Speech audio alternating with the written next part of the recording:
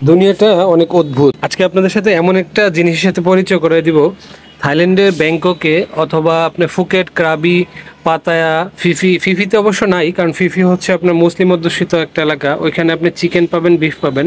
But এই থাইল্যান্ডের অন্যান্য যে জায়গাগুলো আছে সেখানে এই অদ্ভুত খাবারটি পাবেন। আমি জানি না বিশ্বের অন্য কোনো দেশে বা অন্য কোনো জায়গায় এই খাবারটা আছে কি না।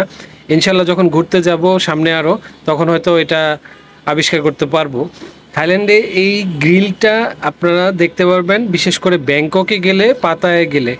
এইখানে এই সমুদ্র থেকে এই ক্রোকোডাইল নিয়ে আসা হয়, ছোট ছোট ক্রোকোডাইল, মাঝারি সাইজের ক্রোকোডাইল, যেটাকে আমরা বাংলায় বলি কুমির। এটা হচ্ছে ক্রোকোডাইল গ্রিল বা কুমিরের গ্রিল।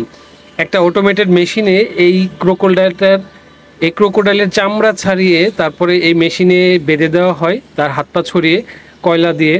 দেন এটা হচ্ছে আপনার, এটা বিভিন্ন পার্টস বিক্রি হয় আপনার চাহিদা অনুযায়ী, যাদের পর্যটকদের চাহিদা অনুযায়ী 199, 299 অথবা 499 এই প্রাইসে এই ক্রোকোডাইল গ্রিলটা বিক্রি হয় থাইল্যান্ডে। অ্যাজ এ মুসলিম আমরা হয়তো এই খাবারটা খাই না মুসলিমরা, কারণ এটা আসলে আমাদের জন্য হালাল না। সো থাইল্যান্ডে ঘুরতে গেলে এই খাবারগুলো দেখতে পারবেন অহরহ।